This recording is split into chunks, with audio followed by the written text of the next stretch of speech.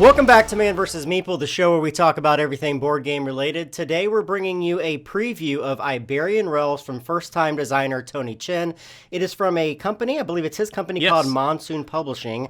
It is a stock auction bidding game that's centered around railroads, and we've seen a lot of brand new games come out themed around railroads. We're getting away from the 18X model and into kind of a modern style, and this railroad style To be game. fair, this is, I think, Tony's spin on an 18X game. Yeah. A lot of those obviously revolve around auctions and sort of stock trading. Right. But this has some unique aspects of it, aspects to it, and we'll get right into it. To describe the game, and first of all, as this is a preview, the components are prototype. That's right. But they are in pretty good shape as of right now. Using the artist, the name escapes me. From Dungeon Pets. From Dungeon Pets. Yeah. So all the characters, which are kind of a big, unique part of the game, are illustrated by the guy who did Dungeon Pets. And then all the artwork has a really nice sort of stylized era vibe to it on the stock certificates and the spaces. So in the game, you are building train routes in Spain. The game centers around the characters, really, and there's 12 unique characters. I believe 2 of the 12 characters are for the Kickstarter. Yeah, stretch goals on the Kickstarter. But they all have their own unique abilities. Characters basically have on the left-hand side of them, they have the amount of cost it costs for them to lay a specific number of track. Each of them can lay either 0 track or up to like 6 pieces of track, depending on the cost. Yeah, exactly. And the way the characters work, actually, just to back up for a second, the game is structured in an interesting way. And we're not big 18X players by any means. So this was kind of a new concept to me, at least. You're not really taking a player turn. You are the representative of the 6 different railroad companies in the game. Yeah. So at the very beginning of the game, what people are going to do is the first yellow share of stock is going to go up for bid. And you're going to go through each stock like that in an open bid that goes around and around the table until someone wins. And then the person who wins each of those colored stocks is going to be the acting CEO of the respective company. Right, and it's important to mention, when you say open bid, there's 2 kinds of bidding in the game. There's open bidding, in which the amounts that people are bidding on is apparent. And there's player shields, too, so people don't know how much money that you have. We don't have the player shields with us, since this is a prototype. But there's also closed bidding, and that's where players, typical bidding fashion, they'll put money in their hand, they'll all put it out at the same time and reveal how much money they have. And that comes in within the game. There's different player abilities to either do an open or a closed auction. But at the beginning of the game, we do an open auction. Everyone ends up with 1 share, or various people end up with 1 share. It could vary. In fact, someone could be the CEO of several companies. That's right. From that point on, each round is going to work pretty simply. You're going to start with the yellow company, and then go to the brown, the blue, green, red, black, and take the player turns in that order. So if I'm the CEO of yellow, brown, and blue, I'm taking the first 3 turns. With the character that you have. With the character. So the characters come in to help you take your turn. Right. So at the beginning of every round, and a round is going through all of the stock companies, railroad companies, at the beginning of the round, each player is going to select a character. Yeah. And in the first round, it's a pretty simple process where you're getting your character. But from that point forward, they have a pretty interesting mechanism that Tony's put in here, where you place your character back, and the first person to choose is going to be the person who picked the leftmost character on the track from the round before. That's right. So they place that character back, and then they take their next character. So in a 4-player game, when they're taking their next character, A, they can't take the character they had just used. Right. And B, obviously, all the other players still have their characters from the last round. So that you're limited to the amount of characters they can choose from. You're very limited to the characters you can choose from. So it might be great that you got, maybe your first pick last time, and you might be getting your first pick this time, but you're getting your first pick of very few characters. Yeah. So I've not seen that mechanism in a game, which I thought was kind of interesting and a unique take, particularly given the different powers that these characters have. Yeah, so let's talk about the board, too. The board is represented by, as we said at the beginning, it's Spain. Each of these train routes is going to start in a particular gray city. Now, there's also tourist cities, which are represented by the yellow or orangish tinted cities that you see here. And when you're expanding out your railroads, you're going to be expanding out from those areas. Right. There are abilities in the game to be able to lay hotels, and this is done by a very particular card our character called the Hotelier. Yes. These will give you money when they're laid onto the board by placing specific tracks over them.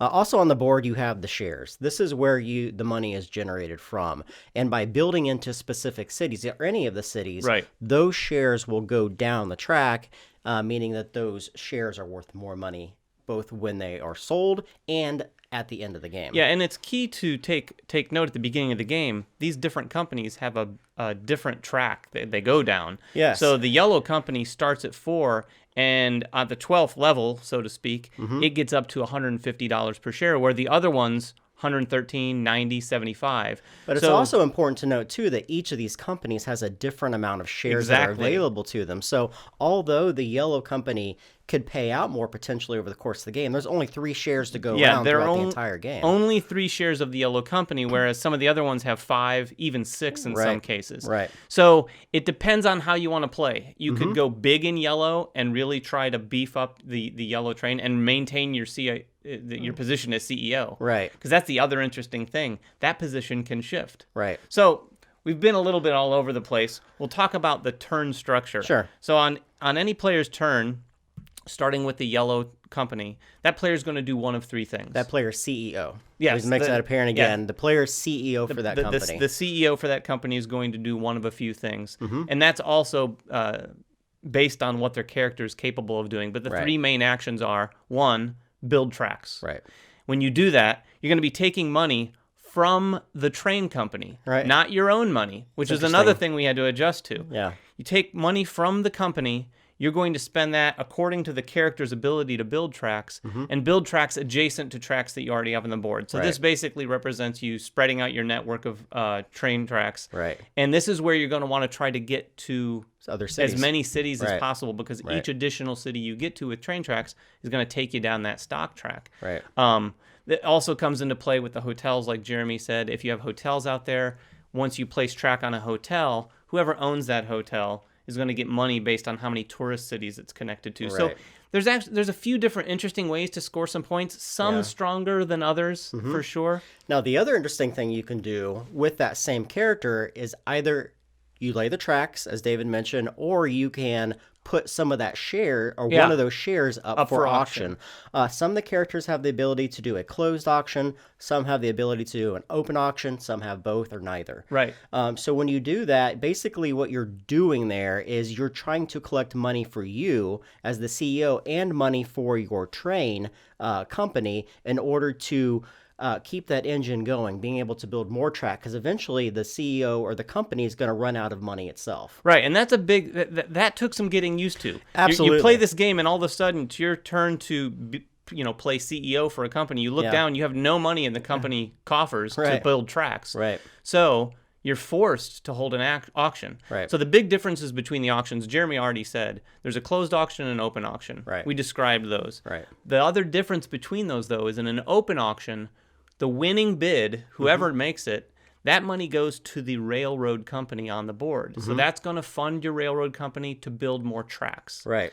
A closed auction, however, the winning bid goes to the CEO or the acting CEO. So that's a way you can get more money for yourself. So it's really important in this game, which is really kind of cool, that you're trying. Money is everything in this game. By the end of the game, you want to have the most money, but you also want to have your company that you represent have money in the coffers in order to expand and drive those share prices up. Because at the end of the game, you are doubling the amount of shares that you have. So for instance, at the end of the game, if I have 4 red shares, whatever their value is, I get that times 2. Right. Times the number of shares I have. So it's a constant balance of trying to make sure you have money in order to buy shares from people, but also to make sure that your company has money and that you are the active CEO for that, so you can control the destiny of that company. Right. It takes some getting used to, because in most games, you have this player shield and you're getting these stacks of cash behind them. Right. And you generally, in most games, go, okay, I'm doing really well. But what you need to consider in this game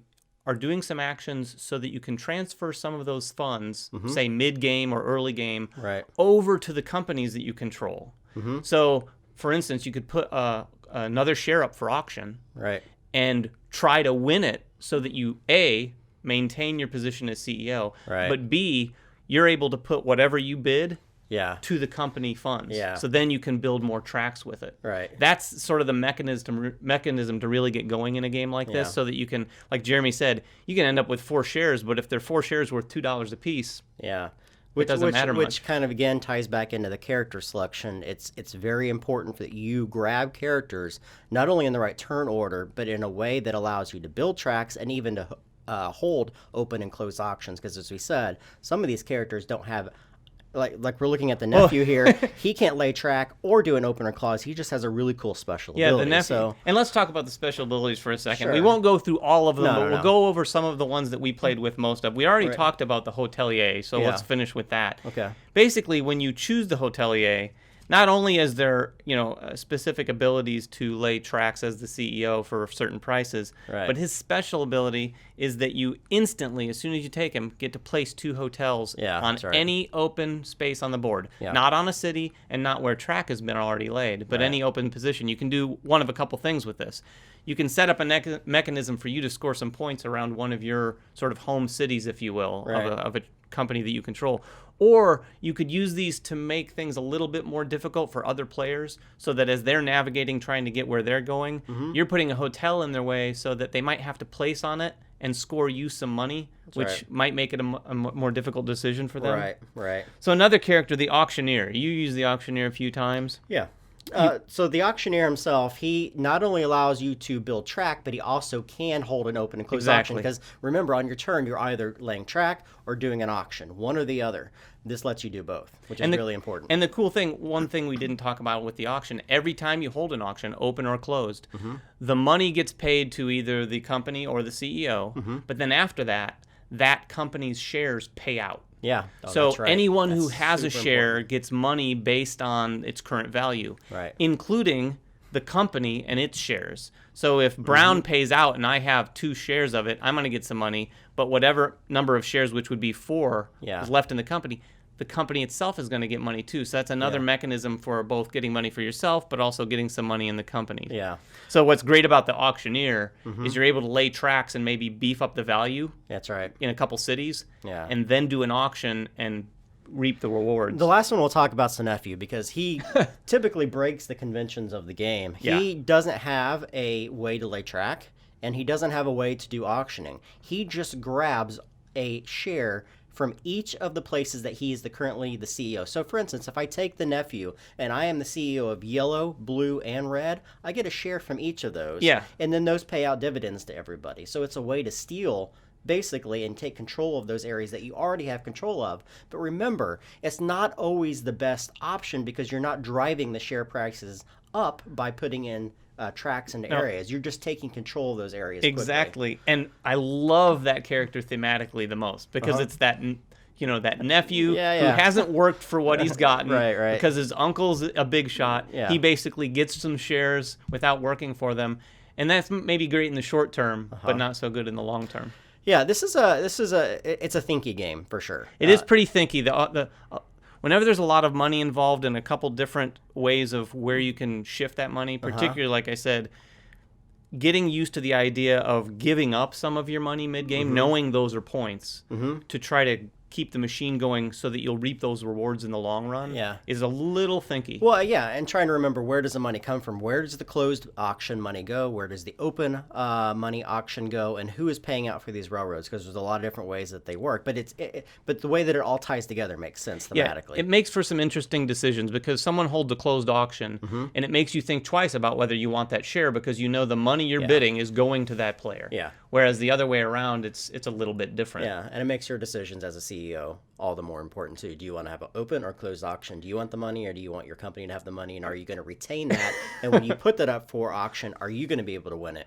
Or are you possibly going to lose that CEO title to someone else who can outbid you? So so as Jeremy just detailed, there's a lot of thinky decisions. And I think players of these types of games will really like that. Yeah. And I think it's a new sort of more accessible twist on that sort of format, I believe. So that's Iberian Rails from Tony Chen. He has a Kickstarter going, I think, right now, if you're watching this video, shortly after we posted it. So go check it out, and tell us what you think in the comments below. Yeah, make sure you guys like us on Facebook and Twitter, and subscribe to us and everything else that we do here at Man vs. Meeple, and we'll check you guys out next time. Season 1 of Man vs. Meeple is sponsored by TMG Games, publisher of great games like Yokohama, Guilds of London, and the soon-to-be-released Colosseum.